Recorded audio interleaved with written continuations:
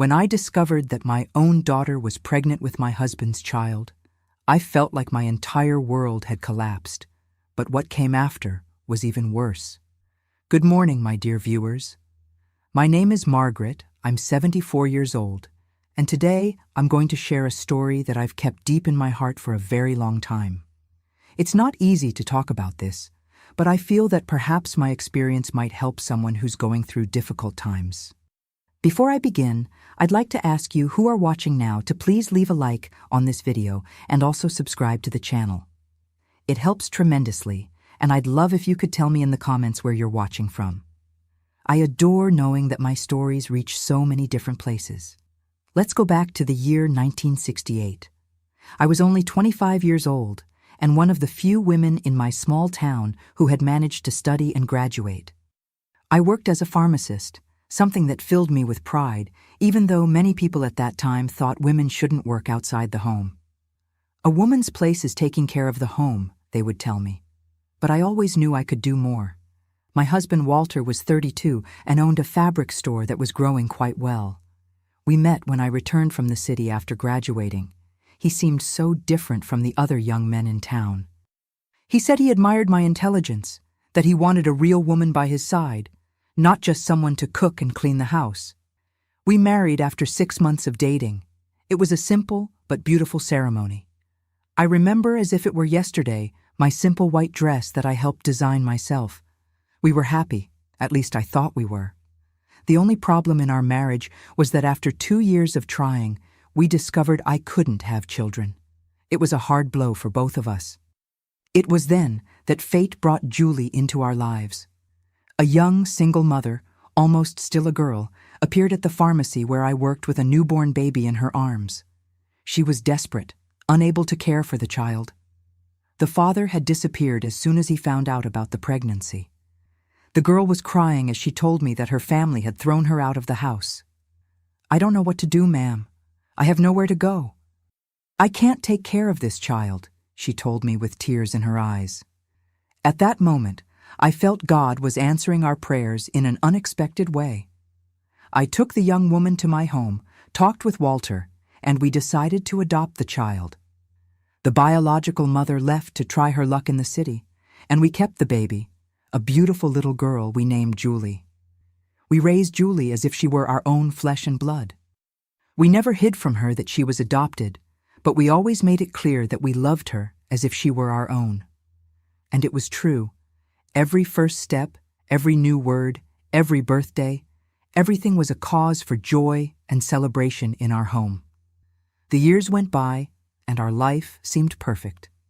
I continued working at the pharmacy, which grew and became important to the community. Many poor people couldn't afford medicine, and I often helped them by setting aside free samples or even paying out of my own pocket when necessary. This meant I spent many hours away from home, arriving late, exhausted, but fulfilled. Walter also expanded his business. Besides the fabric store, he started selling furniture and appliances, taking advantage of the town's growth.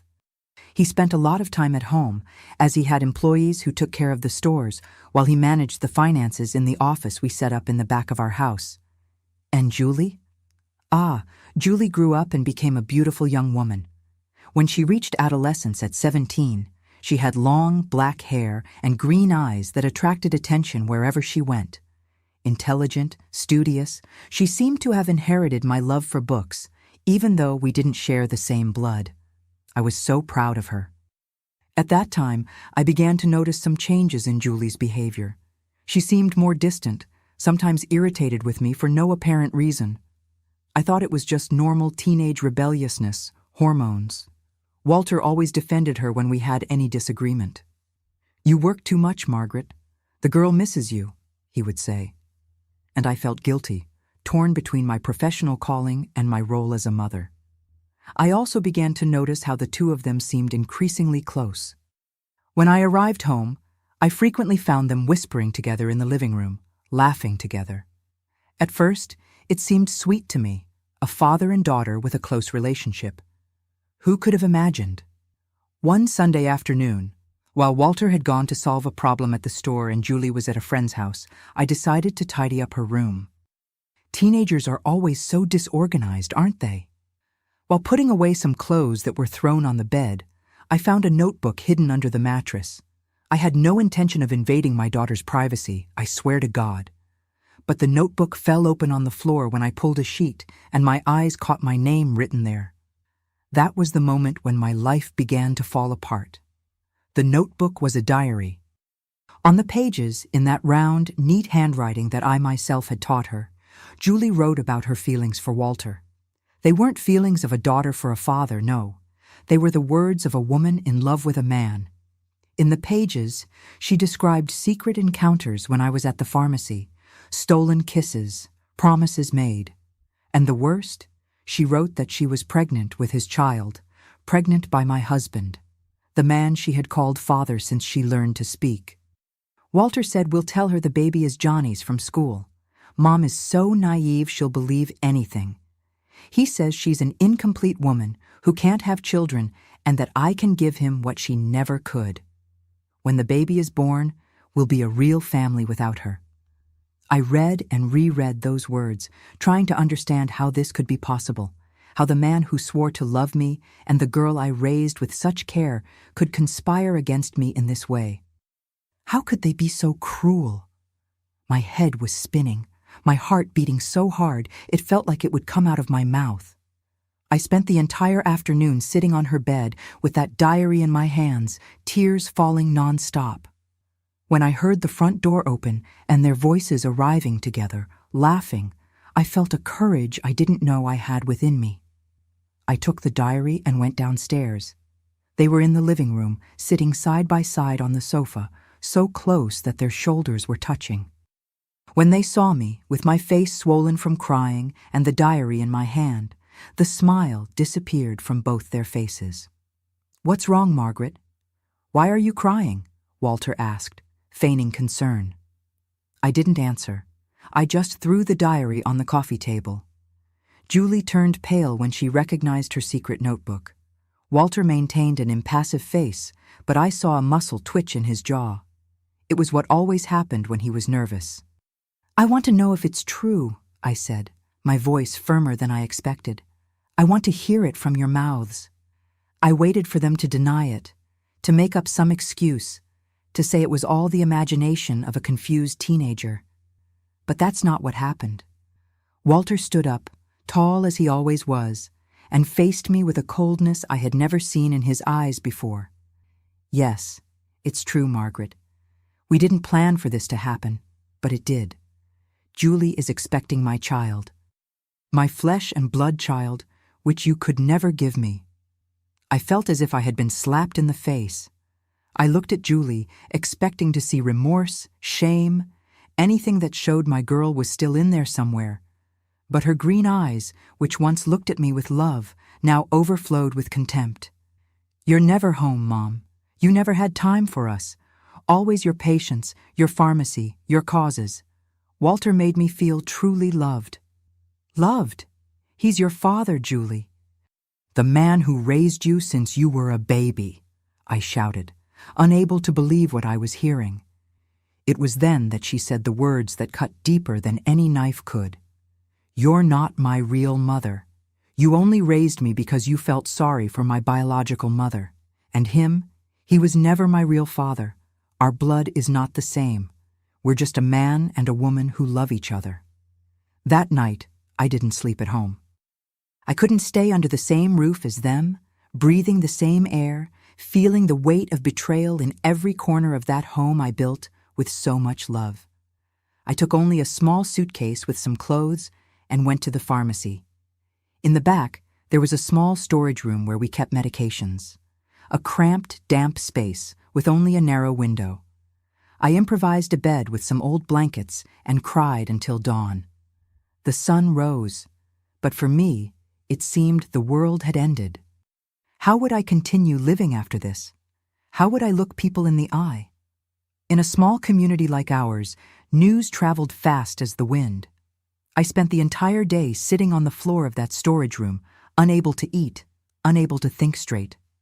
In the late afternoon, I heard knocks on the pharmacy door. It was Mrs. Jenkins, an elderly lady who lived near our house and was always quite the gossip. I opened the door, trying to disguise my swollen eyes from crying so much. "I came to get my blood pressure medicine, Margaret, and also, well, I heard about what happened. The whole town is already talking about it." I felt my stomach sink. Of course they already knew. Walter probably wasted no time in telling his version of the story, painting me as the villain. "What are they saying, Mrs. Jenkins?" The old woman looked away, uncomfortable. "They're saying that you abandoned your home, that you never gave attention to your husband and daughter, that you lived more for others than for your family. They say that if you had been a good wife and mother, this would never have happened." Each word was like a stab. I was being blamed for my own misfortune. People, instead of condemning a man who got involved with his own adopted daughter, a minor who grew up calling him father, were condemning me for working, for helping those in need, for having a profession. And about Walter and Julie, what are they saying about them? Mrs. Jenkins sighed before answering. "They say it's not wrong, since the girl is not his flesh and blood daughter. Some even find it romantic. Your husband told everyone that he's going to take responsibility for the baby, that they're going to form a family. He said that you always knew you couldn't have children, and that even so, you deprived them of a complete family." I didn't respond anymore. I gave Mrs. Jenkins her blood pressure medicine and closed the pharmacy as soon as she left. I went back to my improvised storage room and cried until I had no more tears. The following days were even worse. Several people stopped coming to the pharmacy. Some looked at me with pity, others with contempt. I heard whispers, saw sideways glances. I, who had always been respected in town for my work, was now seen as a failed woman, who couldn't hold on to her husband, who didn't give enough attention to her daughter. A week later, Walter appeared at the pharmacy. He was well dressed as always, hair combed back, perfumed. He entered as if he owned the place. The bell on the door rang, and when I looked up and saw him, I felt my entire body tremble. "What do you want here?" I asked, trying to keep my voice steady. "I came to resolve our situation, Margaret. It can't continue like this. People are talking." "People always talk, Walter. I don't care about that." He smiled sideways, that smile that once charmed me and now made me nauseous. "I came to propose a deal. The house is ours. We bought it together, but I'm willing to give you a good sum for you to start over in another city. Nobody needs to go through more embarrassment. You can open another pharmacy, meet other people, and we'll continue our life here." I looked at that man I once loved and recognized nothing of the young man I fell in love with. How could he be so cold, so calculating? How could he talk about our separation as if he were negotiating the purchase of another store? "I don't want your money, Walter. I'm not going to run away as if I did something wrong. This town is mine too. I built my life here. I have my work. People who depend on me." His face transformed. The mask of civility fell, and I saw anger in his eyes. "Then it's going to be the hard way. I've already talked to Mr. Thompson. I'm filing for divorce, claiming abandonment of the home. After all, you're the one who left home, isn't that right? And we're going to sell the pharmacy." I felt as if the ground had disappeared from under my feet. "The pharmacy is mine. I bought it with my inheritance money." "But it's in both our names, my dear. We married in community of property. Forgot? Half of everything is mine." He came closer, his strong cologne making me nauseous. "Be sensible, Margaret. Take the money and leave. Start over somewhere else.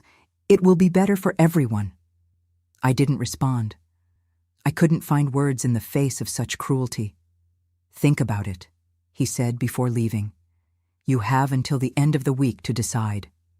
When the door closed behind him, I fell to my knees on the pharmacy floor and sobbed like a child. It wasn't enough that they had destroyed my marriage, my family. Now they wanted to take away my livelihood, my reason for living. That night I couldn't sleep. I lay looking at the ceiling of the storage room, trying to find a way out. I couldn't lose the pharmacy. It was all I had left. It was more than a business. It was my purpose, my way of helping others. The following days were a nightmare. I noticed that more and more customers stopped coming. I found out later that Walter and Julie's father, an influential man in town, were spreading rumors about me. They said I adulterated medications, that I charged abusive prices to the poorest, exactly the opposite of what I always did. Meanwhile, the divorce process moved forward. As Walter predicted, the judge considered that I had abandoned the home. After all, I left without taking my things, without saying where I was going. In the hearing, Julie testified against me. Dressed like a demure young lady, with a loose dress that hid her already growing belly, she spoke about how I was never present, how I prioritized strangers over my family. My mother always preferred to help others rather than take care of us, she said, tears in her eyes. Fake tears that fooled everyone but me, who had known her since she was a baby. How many times I needed her, and she wasn't there, always at the pharmacy, always with her patients. I tried to defend myself, explain that I worked to give them a better life, that I never imagined that my own husband and adopted daughter were scheming behind my back, but my words sounded empty in the face of their accusations. In the end, I lost almost everything.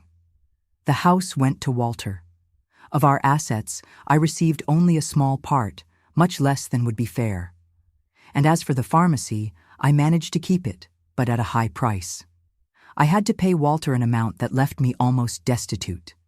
Those were terrible months. The clientele decreased so much that I could barely pay the bills. I had to let go of my only employee and began working alone, opening and closing every day. At night, I continued sleeping in the storage room as I didn't have money to rent a decent place. The worst was seeing Walter and Julie around town, arm in arm, her belly growing each day. People seemed to have forgotten that until a few months ago, he was her father. Now they saw them as a couple expecting their first child, while I was the failed woman, abandoned, who had lost everything. The baby was born in mid-1969, a boy, I found out from Mrs. Carmichael, one of the few customers who remained loyal to me. They named him August, my grandson, who would never know me as his grandmother. I tried not to think about it, to concentrate on work, on the few people who still came to the pharmacy. But at night, alone in my damp storage room, I allowed myself to cry silently, remembering everything I had lost. It was during this time that I seriously thought about giving up, not just the pharmacy, but life itself. There were days when the despair was so great that I saw no point in continuing. What was left for me? A failing pharmacy, a destroyed reputation, a family that betrayed me in the worst possible way. I remember one particularly difficult night. It was raining heavily outside, and the storage room's roof had leaks. I put buckets to catch the water, but everything was still damp. Sitting on my improvised bed, I looked at the medicine bottles on the shelves and thought how easy it would be to mix some and end that suffering. I even picked up some bottles, looking at the labels, mentally calculating the doses.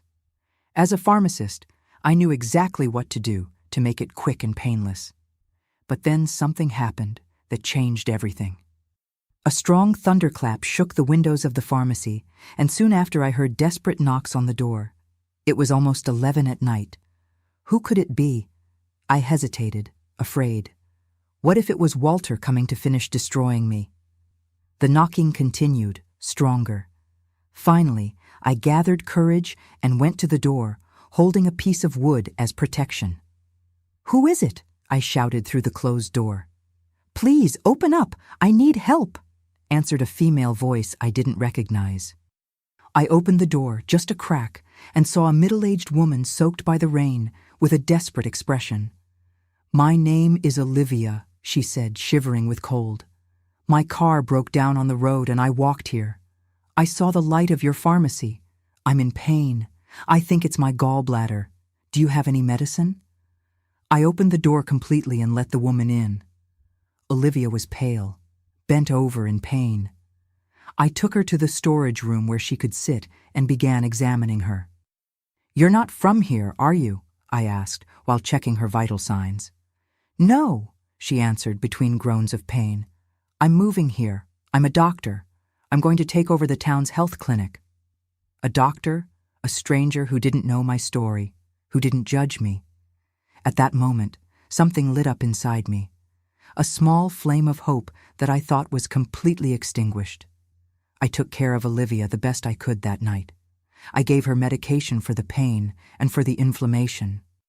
As the rain wasn't letting up, I offered my improvised bed for her to spend the night. We both slept in that cramped storage room, sharing the few blankets I had. Little did I know that that night would mark the beginning of a new phase in my life, a phase of reconstruction, of discovering strengths I didn't know I had. A phase where I would learn that sometimes you have to lose everything to find what really matters. The next morning the rain had stopped, but the sky remained cloudy, as if reflecting my state of mind. I woke up before Olivia and prepared a simple coffee with the little I had. When she awoke, she seemed much better. "I don't know how to thank you," she said, sitting on the improvised chair I had made with wooden crates. "If it weren't for you, I don't know what would have happened." I served the coffee, and we sat together on that silent morning. Olivia told me she was a widow. Her husband had passed away 2 years ago. They didn't have children. She was coming from the city to take over the town's health clinic, which had been without a doctor for months. "And you live here in the pharmacy?" she asked, looking around, noticing my few belongings scattered around the storage room. I don't know why, but at that moment, with that stranger that fate had placed at my door, I felt I could open my heart. I told everything about Walter, about Julie, about how I lost my family, my house, almost lost my pharmacy, and how the entire town turned its back on me. As I spoke, I expected to see in her eyes the same judgment I saw in everyone's eyes in town. But what I found was different. It was understanding. It was indignation on my behalf. It was respect. "You are an extraordinary woman, Margaret," she said when I finished my account. "Many would have given up. You're still fighting." Her words touched something deep inside me. How long had it been since I heard someone speak to me like that? With admiration instead of pity or contempt. Olivia stayed longer than she intended that morning. Her car would be towed to the town's mechanic shop, and the repair would take a few days. I offered my storage room for her to stay, but she insisted on going to the small guest house in the main square. "But I'll come back tomorrow," she promised before leaving. "I want to see your pharmacy functioning, and who knows, maybe we can talk about some ideas I've had." That night, lying in my lonely bed, I thought a lot about the unexpected encounter with Olivia. It seemed that fate, after taking so much from me, was offering a small opportunity. A friend, an ally. I wasn't sure, but for the first time in many months, I felt a glimmer of hope. Olivia kept her word and came back the next day, and the next, and the next. While her car was in the shop, she spent afternoons at the pharmacy with me, observing my work, talking with the few customers who still came. I noticed that her presence brought a subtle change. People seemed less hostile when she was around. After all, she was the new doctor in town, someone they would need at some point. It was on one of those afternoons, while we were preparing some compounded medications together, that Olivia made me a proposal that would change everything. "I've been thinking, Margaret, the health clinic is quite basic, lacking a lot of things, and your pharmacy, although well-equipped, has few customers. What if we joined forces? What if we transformed this place into a small community clinic? I could attend right here in a back room, and you would continue with the pharmacy in the front. We could even offer more accessible prices for those most in need." I looked at her, surprised by the proposal. It was a bold idea that would require investment, hard work, and, mainly, facing the town's prejudice. "Do you really think it would work? The people here, they don't see me in a good light." Olivia smiled, that determined smile that I was beginning to know well. "People go where they find good service, Margaret. When they realize the quality of our work, the past won't matter anymore. Besides," she added, with a mischievous gleam in her eyes, "I'm new in town. I don't know anyone. If they start with gossip, I'll pretend I don't understand what they're talking about." I couldn't help but smile. It had been so long since I had truly smiled that my face seemed strange, as if it had forgotten how to make that movement. And what about the money? We would need to renovate, buy equipment. I have some savings set aside. And you? I hesitated before answering. I had a little money hidden. What was left after paying Walter for his part in the pharmacy. It was my only security. I have something, I finally admitted, but I don't know if it's enough. We don't need to do everything at once. We can start little by little, expanding as we get resources. The important thing is to take the first step. That night I couldn't sleep properly. Olivia's proposal spun in my mind. It was risky, certainly, but continuing as I was also risky. The pharmacy was barely sustaining itself. In a few months, I might have to close the doors anyway. By the morning, when Olivia appeared, my decision was made. "Let's do this," I said, extending my hand to her. "Let's create our community clinic." That was how, in October 1969, we began the transformation of my small pharmacy into the first community clinic in the region. We used our savings to renovate the space. The storage room where I lived was transformed into a consulting room for Olivia. We bought a proper bed for examinations, some basic equipment, medications that I couldn't stock before. Olivia suggested that I leave the storage room and rent a small room at the same guest house where she was staying. I was reluctant at first. Every penny was precious for our project, but she insisted. "You need a decent place to sleep, Margaret. You can't live like a refugee forever. Besides, what impression will we give patients if they find out you sleep among the medications?" She was right, as always. I rented a small but clean room at Mrs. Elaine's guest house. Having a real bed, a private bathroom, being able to take a hot shower before sleeping was a simple luxury that I had forgotten. The first weeks were difficult. Despite all our efforts, few patients appeared. The residents still hesitated to come to my pharmacy, now called St. Clair Community Clinic, a name chosen by Olivia in honor of the saint who protects those in need. "Be patient," Olivia would tell me when I began to get discouraged. "Trust is earned little by little."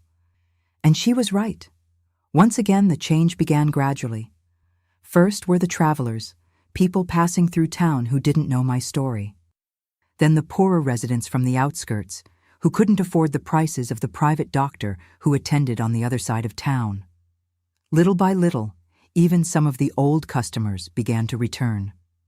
One morning, I was organizing some medications when I heard the doorbell. Upon turning around, I saw Mrs. Jenkins, that same lady who had brought me the first news about rumors in town. "Good morning, Margaret," she said, seeming uncomfortable. "I heard that you now have a doctor here." "Yes, Mrs. Jenkins. Dr. Olivia attends every morning. Can I schedule an appointment for you?" She nodded, avoiding my gaze. "My blood pressure isn't good and Dr. Thompson charges too much." I scheduled the appointment, and when she was leaving, Mrs. Jenkins turned and said something that took me by surprise. "You know, Margaret, not everyone believed the stories they told about you. Some of us, well, some know how to recognize an injustice when we see one." I was speechless. Before I could respond, she had already left, the bell on the door tinkling behind her. That was the first sign that things were changing, not just for the clinic, but for me too. The pain was still there. I think it would never completely disappear, but now there was something more. A purpose, a mission. Olivia and I worked tirelessly. Little by little, our small community clinic gained a reputation. We attended to everyone, regardless of their financial condition. For those who couldn't pay, we created a barter system. They brought vegetables from their gardens, eggs from their chickens, or simply offered a few hours of work to help clean or organize the clinic. At the beginning of 1970, we could no longer handle all the patients by ourselves. We hired a young, recently graduated nurse, Teresa, and an assistant for the pharmacy, Clara. Our small but dedicated team worked miracles with the limited resources we had. It was also during this time that we gained support from the town hall. The mayor, seeing the good work we were doing, offered a small monthly subsidy for us to attend to the social cases referred by municipal assistants. It wasn't a lot of money, but it helped keep the doors open. Over time, our work began to be recognized even outside the town. Doctors from neighboring towns referred patients to us, especially for consultations with Olivia, who proved to be an excellent diagnostician. I, who was once seen as a failed, abandoned woman, came to be respected again. Not for being the wife of a successful businessman or the mother of a beautiful girl, but for my own worth, for my knowledge, for my dedication to the community. At night, in my small room at the guest house, I used to reflect on how life takes turns. If someone had told me in those dark days after the betrayal that one day I would be happy again, have purpose, I wouldn't have believed it. But there I was, rebuilding my life from the ashes like a phoenix. Of course, not everything was roses. There were difficult days when the memory of what I lost returned with full force. Days when I crossed paths with Walter on the street and he turned his face, pretending not to see me, or when I spotted Julie from afar, with little August in her arms, my grandson who would never know me as his grandmother. On one of these occasions, I was at the market buying groceries when I saw Julie on the other side of the fair. She didn't see me immediately, and I could observe her for a moment. She looked older than her 18 years, with dark circles under her eyes and a tired expression. The baby in her arms was crying, and she was trying to calm him without success. Our gazes met for an instant. I saw a flash of something in her eyes, remorse, regret, before she quickly looked away and headed in another direction. That brief exchange of looks stayed with me for days. My daughter, whom I had raised with so much love, was now a stranger to me and I to her. What would have happened if I had gone to her at that moment? Talked to her? Met my grandson? I mentioned this to Olivia one night while we were dining together in the small kitchen we had installed at the back of the clinic. "You still miss them?" she observed. It wasn't a question, but a statement. I miss who they were before or who I thought they were. It's hard to explain. Olivia covered my hand with hers, a simple gesture of understanding that meant more than 1,000 words. The pain never completely disappears, Margaret, but we learn to carry it in a different way. It becomes part of us, but it no longer defines us. Olivia spoke from her own experience.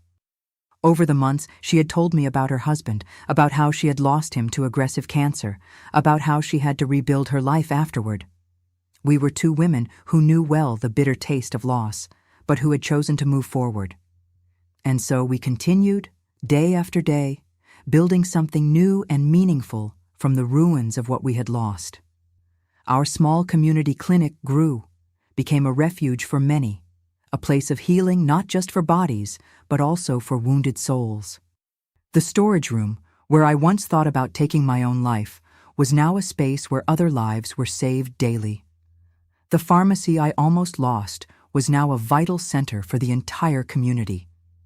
And I, who had been shattered by the betrayal of those I loved most, was rebuilding myself, piece by piece, day by day.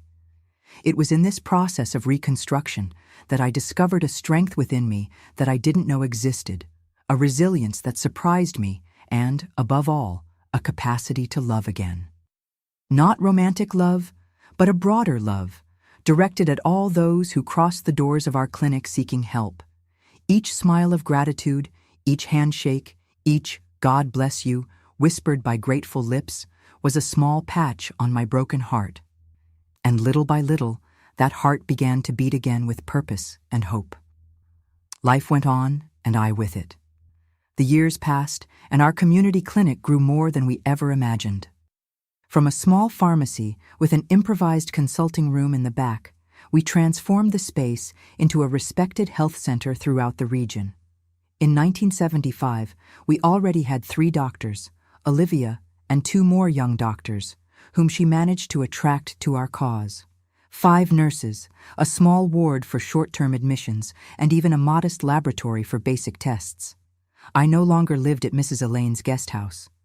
With the savings I managed to make, I bought a simple but cozy small house, 2 blocks from the clinic.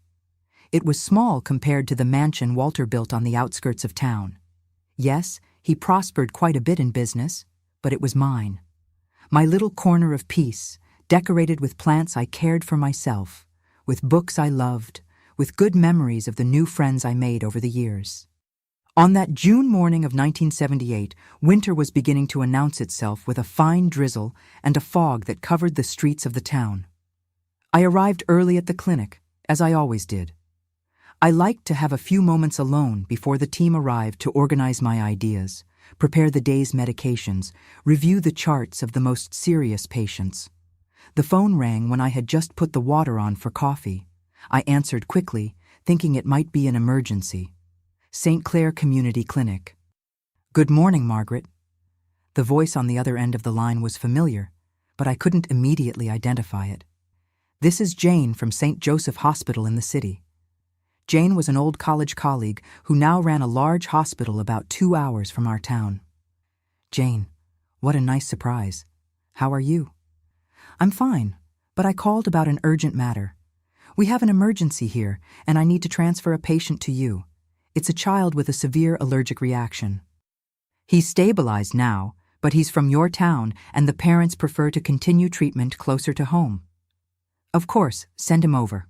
We have beds available, and Dr. Olivia is a specialist in allergies. What's the child's name?" There was a small pause before Jane answered. "The name is August. August Winters." I felt my heart leap. Winters was Walter's last name. August, my grandson, Julie's son, whom I had never met, who now must have been about 9 years old. "Margaret, are you there?" Yes, I answered, trying to keep my voice steady. "When will they arrive?" "They're leaving now. They should arrive in about 2 hours. The parents are accompanying." After hanging up, I stood still in the middle of the room, feeling my heart beating rapidly.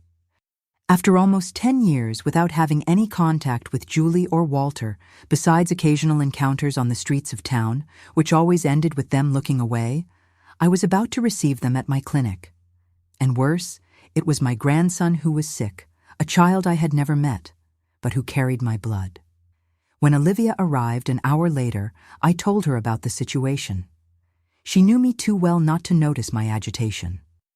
"Do you want me to handle this alone?" she offered, always concerned with my well-being. "You don't have to be present when they arrive."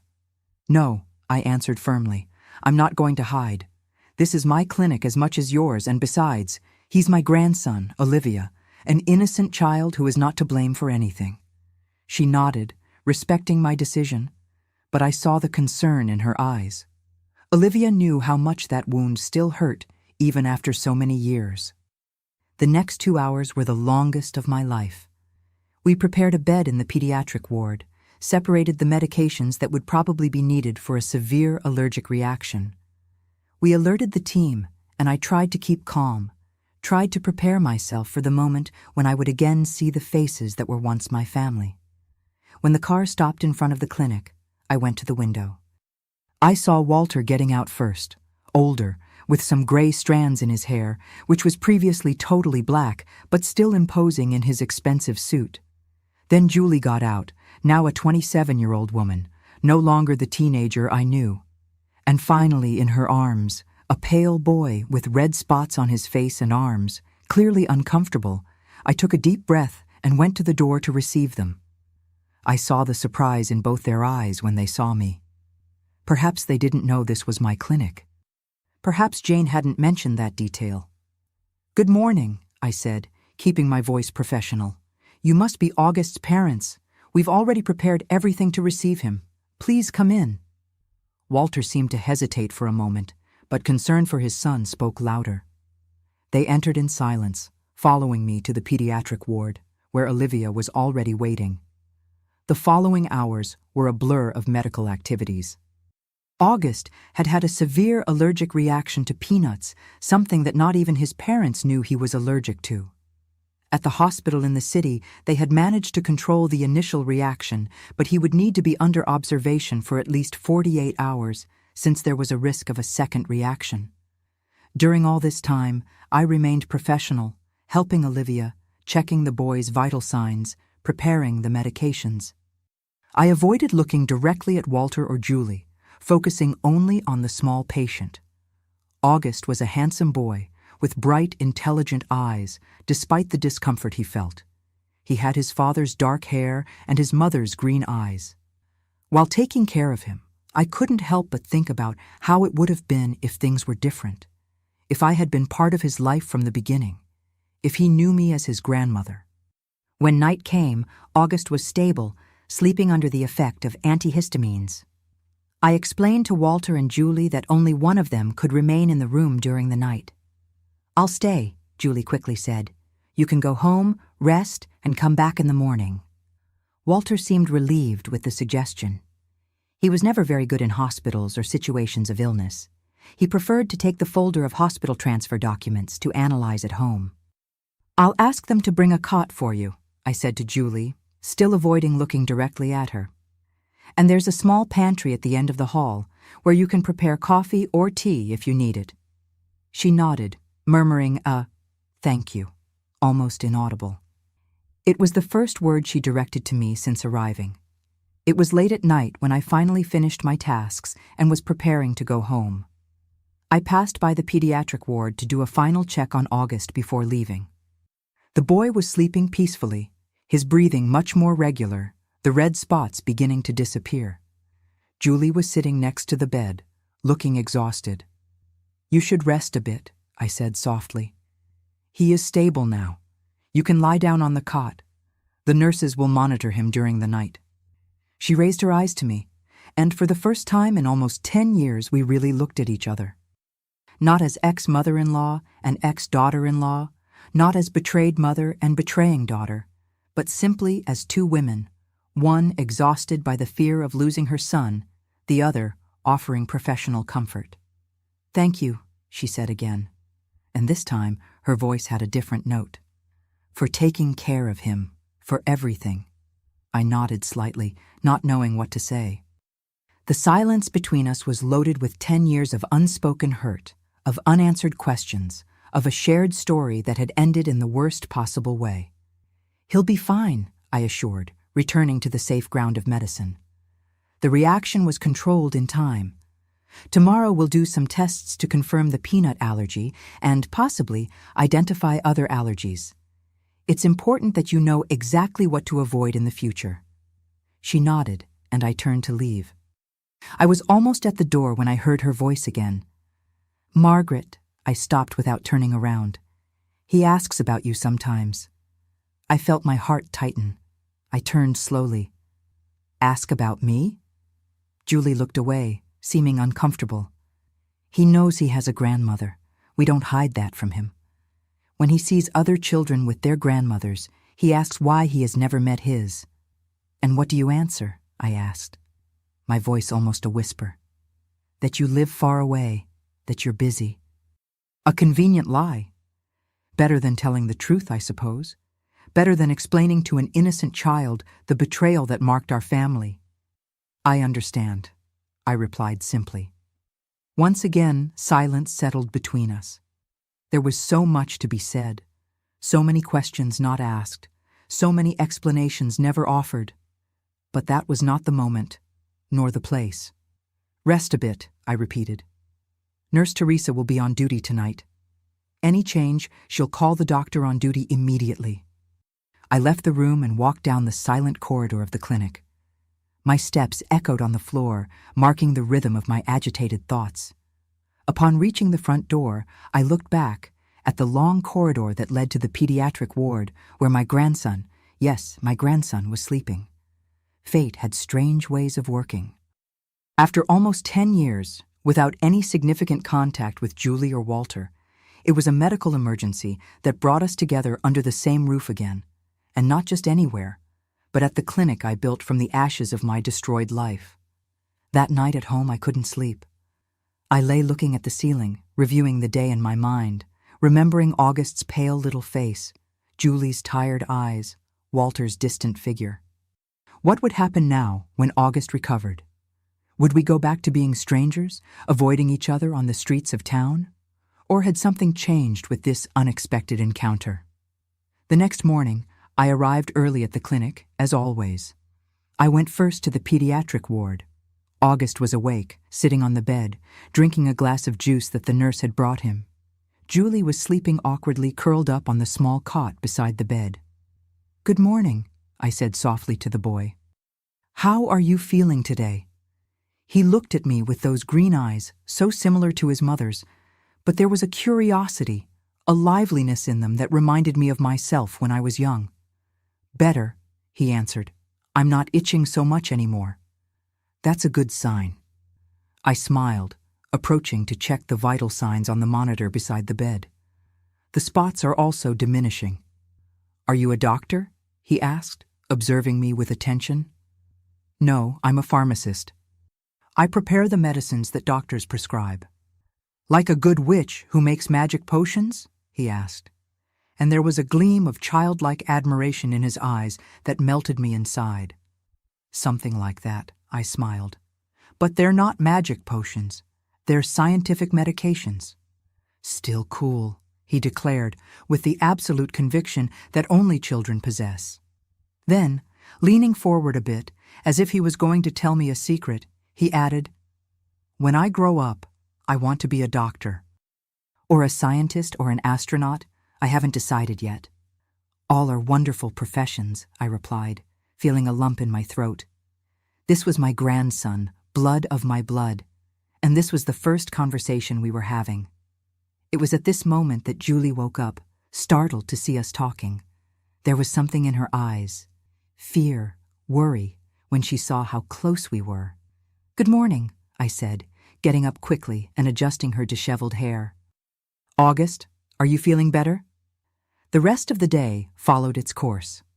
Olivia arrived and did a complete evaluation of August, confirming that he was responding well to the treatment. Walter appeared shortly after, bringing clean clothes for Julie and a small teddy bear for his son. I kept my distance, observing from afar this family that was once mine. There was a strange dynamic to them, something I couldn't define exactly. They didn't seem happy. Despite the obvious concern for their sick son, there was an underlying tension between Walter and Julie, a subtle distancing that only very attentive eyes or someone who knew them intimately in the past could notice. At the end of the afternoon, Olivia determined that August could be discharged the next day if he continued improving at this rate. I explained to Julie the care they should take at home, the medications they would need to continue administering, the warning signs for a possible relapse. "And he'll need to do some allergy tests in a few weeks," I concluded, handing her a detailed list of instructions to identify exactly what triggered the reaction and if there are other allergens that should be avoided. She nodded, holding the paper as if it were something precious. "Thank you for all of this, for the way you took care of him." There was something in her voice that made me look more closely at her. Her eyes were watery, and it didn't seem to be just from the relief of seeing her son improving. "It's our job," I replied simply. "We do the same for any patient." "Even so," she insisted, her voice low so that August, who was playing with the teddy bear on the bed, wouldn't hear. "After everything, you could have refused to attend to us, could have sent us to another clinic. Nobody would blame you for that." I remained silent for a moment, reflecting. Yes, I could have done that. It would have been my right after the way you treated me. But what kind of person? What kind of healthcare professional would I be if I denied care to a sick child because of past hurts? "August is not to blame for anything," I finally replied. "He is just an innocent child who needs medical care. And as for you and Walter, well, I learned over these years that holding grudges only hurts ourselves." She lowered her eyes, and I saw a tear run down her face. "We weren't happy, you know," she said so low that I almost didn't hear. "We never were. It was all an illusion." Before I could respond, and what could I say in the face of such a confession? Walter entered the room carrying some papers. "The insurance approved everything," he announced, without noticing the tension between us. "They'll cover the expenses of the hospitalization and future exams." The moment had passed. Julie quickly wiped away her tears and forced a smile for her husband. The mask returned to its place, and once again, they were a perfect family, the successful couple with their adorable son. But I had seen a crack in that facade and knew there was much more there than appeared. The next day, as predicted, August was discharged. His spots had almost completely disappeared. His breathing was normal, and he no longer showed signs of discomfort.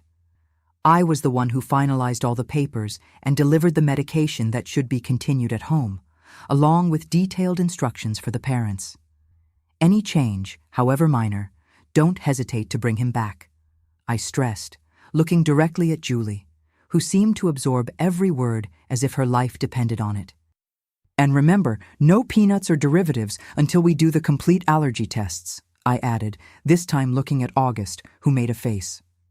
But I like peanut candy, he complained with that pout that only children know how to make. I know you do, but we need to be sure of what exactly causes your allergy before allowing certain foods, I explained patiently. It's for your own good. He sighed, resigned to adult wisdom, which at that moment seemed so unfair to his childish eyes. I'll schedule the return for 2 weeks from now, I said to Julie, for the allergy tests. She nodded, and there was something in her eyes, a silent request, an unasked question that I couldn't completely decipher. Before they left, August turned to me with that spontaneity that only children possess. Thank you, magic medicine lady, he said with a smile that showed a small gap where a baby tooth was missing. You're really cool. I felt my heart melt. I smiled back, resisting the urge to hug him, to tell him who I really was. You are a very brave patient, August. Take good care of yourself, all right? And so they left. I stood at the door of the clinic watching the car drive away, feeling a confused mixture of emotions. Relief that everything had ended well, sadness at seeing my grandson leave again for a life of which I was not a part, and a tiny bit of hope, tenuous and almost imperceptible, that something had changed with this unexpected encounter. Life followed its course. The clinic continued full, our work more in demand than ever. I tried not to think too much about August, about Julie, about that whole situation, concentrating on the daily tasks that always gave me purpose and satisfaction. 2 weeks passed quickly. On the day scheduled for August's return, I confess I was nervous. I arranged my hair with more care than usual, put on a little perfume, small vanities that I hadn't allowed myself for years. Olivia noticed, of course. She always noticed everything. You look pretty today, she commented with a discreet smile when I arrived at the clinic. Nonsense, I replied, feigning disinterest. I just decided to get a bit more dressed up. Her smile said she didn't believe me, but she didn't insist. We were too intimate friends to need words for certain things. The entire morning I was restless, checking the clock every few minutes. August's appointment was scheduled for 11 o'clock. At 10:30, I began to hover around the reception, checking charts that didn't need to be checked, organizing medications that were already perfectly organized. At 11 o'clock sharp, the door of the clinic opened. But it wasn't Julie with August. It was just Julie, alone, looking nervous and uncomfortable. Good morning, she said timidly. I know we had an appointment scheduled for August today, but did something happen? I asked, immediately concerned. Did he have another reaction? No, she hurried to clarify. He's fine. It's just that he couldn't come today. Walter took him to spend the day with some cousins on the farm. There was something strange in her explanation, a hesitation, a shifty look that made me suspicious. After years of dealing with patients, I learned to recognize when someone isn't telling the whole truth. I understand, I replied, trying to hide my disappointment. We can reschedule for another day then? Actually, she began, seeming to gather courage for something. Actually, I would like to speak with you in private if you have a few minutes. I confess I was surprised. After almost 10 years, without exchanging more than strictly necessary words, what could Julie want to talk to me about now? Of course, I replied, trying to keep my voice neutral. We can use my office. It's this way. I led her through the clinic to a small room in the back that I used for administrative work. It was a simple but welcoming space, with a window that overlooked a small inner garden. I indicated a chair for her to sit and took my place on the other side of the desk. How can I help you? I asked, when she continued in silence, nervously twisting the scarf she carried in her hands. I don't know where to begin, she confessed, her voice almost a whisper. I've rehearsed this moment in my head for so long, and now that I'm finally here, the words seem to escape. I waited patiently. Life taught me that sometimes silence is more eloquent than any word. First, she finally began, I want to thank you again for how you took care of August, for how you cared for him even after everything. I nodded slightly, without interrupting her. And second, I want to ask for forgiveness. Her voice failed on the last word, and I saw that her eyes were full of contained tears. Forgiveness, I repeated, the word weighing between us like lead. I know I don't deserve it. I know that what I did, was unforgivable. Betraying the trust of the woman who raised me as a daughter, who gave me a home, love, education. There is no excuse for that. The tears now ran freely down her face, and she didn't even try to contain them or wipe them anymore. Why now, Julie? I asked softly.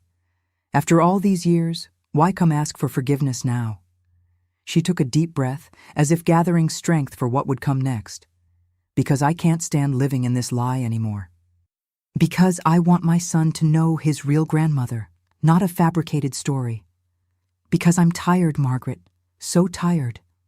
Her voice broke at the end, and she covered her face with her hands, openly sobbing.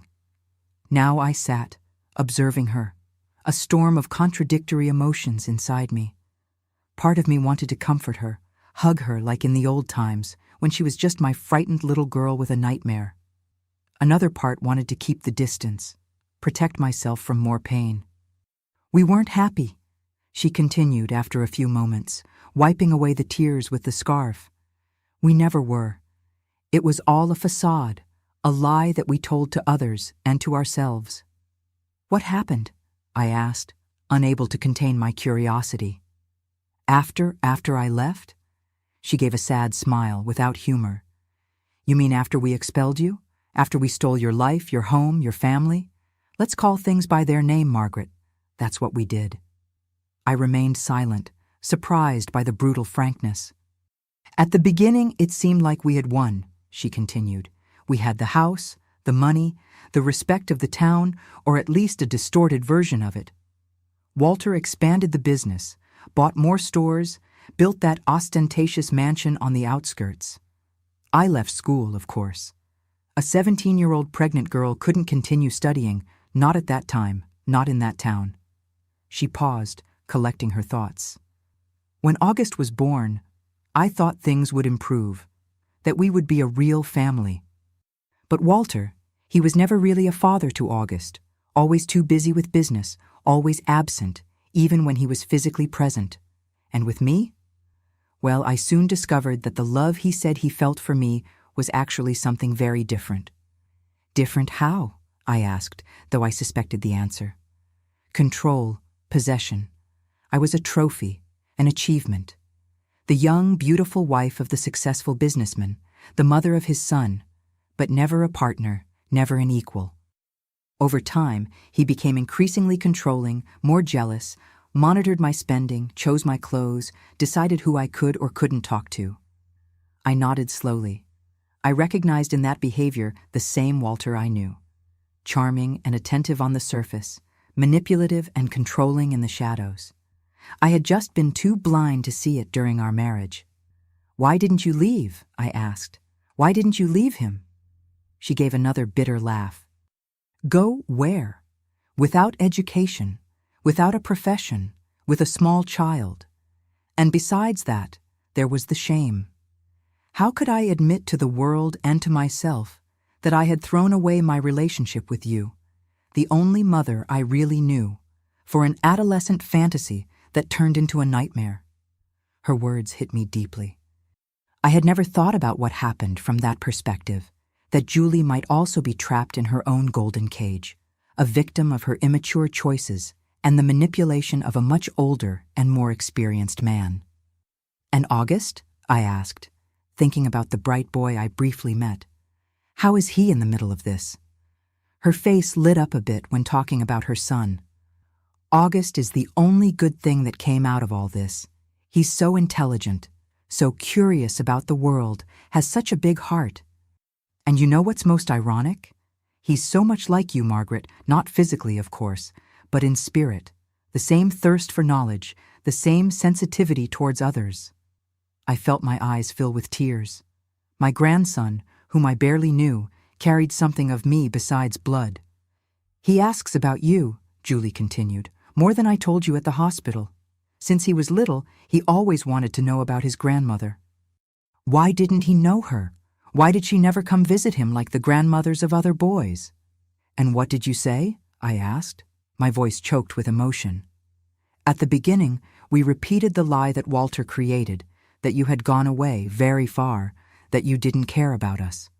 But as August grew, it became harder to maintain that version. He's very perceptive, you know. He notices when adults are lying.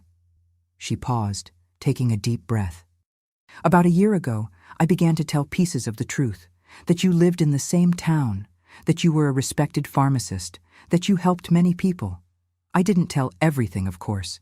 He's still a child, but I stopped painting you as the villain. And Walter, what did he think of this? Her face closed a bit. He doesn't know. August and I have our secrets, including his hospitalization in the Capitol Hospital wasn't accidental. I frowned, not understanding. What do you mean? Are you saying the allergic reaction was intentional? No, of course not, she exclaimed, horrified. The reaction was real. He really ate peanut candy without knowing it had peanuts and had an allergic crisis, but we could have taken him to the local hospital or any other clinic. I chose to take him to the Capitol, to the hospital where your friend Jane works, precisely so that he would be transferred here afterwards. I was open-mouthed at the revelation. You planned all this so that I would meet August. She nodded, seeming simultaneously ashamed and determined. I needed an excuse to come here, for you to meet him, to initiate this conversation. Walter would never allow it if he knew. He still hates you, Margaret, hates what you represent, the woman who moved on, who built something significant without him, who is respected for her own merit and not as an extension of him. I remained silent, digesting all of that. It was a lot of information, a lot of emotion at once. And now? I finally asked. What do you want, Julie? What is the next step in this elaborate plan? She straightened her shoulders as if gathering courage. I want August to know his real grandmother, without lies, without pretenses. I want you to have a relationship, and I'm willing to confront Walter for it, if necessary. Even if it means ending my marriage. Yes, as I said, we're not happy.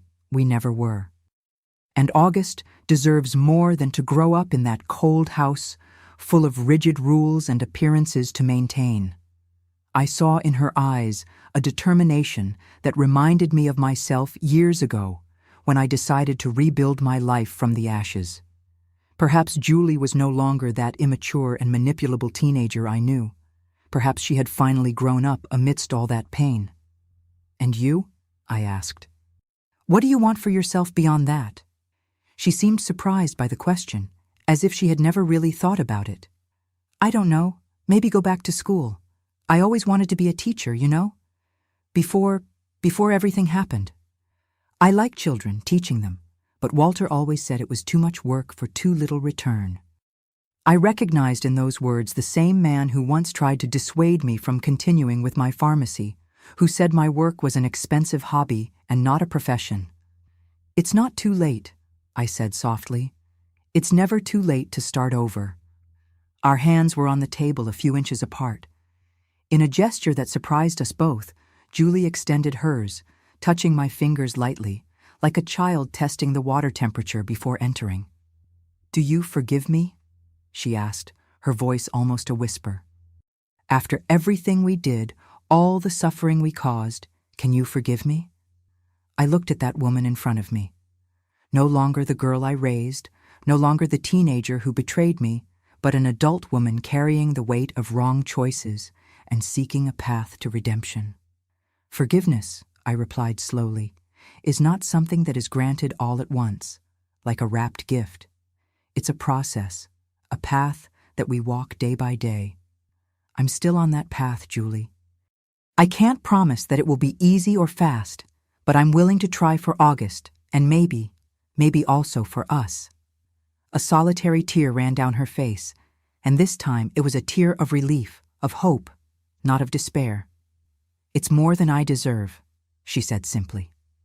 That day, we made an agreement. August would begin to visit me regularly so that we could build a grandmother and grandson relationship. Julie would gradually explain to him who I was, without going into the painful details of the past. That would be for when he was older, if he ever needed to know. Walter didn't need to know about these visits, at least not immediately. It was a delicate situation, and Julie feared his reaction. I agreed to this temporary arrangement, although I didn't like the idea of more secrets, but I understood that some changes need to happen gradually. In the following weeks, August began to come to the clinic frequently, sometimes to help prepare medications, other times just to talk. Each visit was a small treasure for me. When he finally called me Grandma for the first time, I felt my heart almost explode with joy. Over time, Julie also began to change. She went back to studying, first in secret, then openly, defying Walter. She found in me and Olivia the support she never had. And slowly, the daughter I lost began to return to my life, not as the girl I raised, but as a woman in search of redemption and her own identity. Today, at 74 years old, I look back and see that life has mysterious ways. The betrayal that almost destroyed me ended up leading me to build something much greater than I would ever have built without that pain. Our community clinic now serves thousands of people per year. I have in August, now a young medical student, the continuation of a legacy that I thought I had lost. And as for Walter, he continues with his business, his mansion, his life of appearances. When he found out about my relationship with August, there was conflict, of course.